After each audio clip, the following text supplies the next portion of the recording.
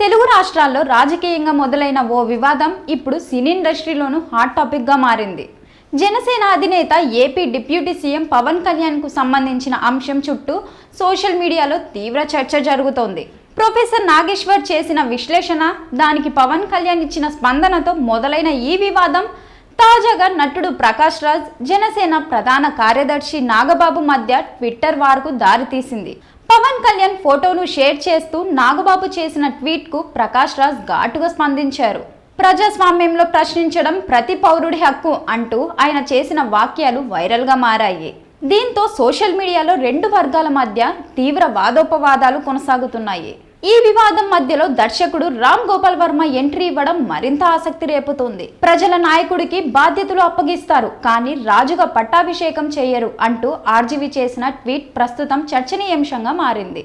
ఒకవైపు నాగబాబు, మరోవైపు ప్రకాష్ రాజ్, ఇప్పుడు ఆర్జీవి కూడా రంగంలోకి దిగడంతో ఈ వివాదం మరింత ముదురవుతుంది.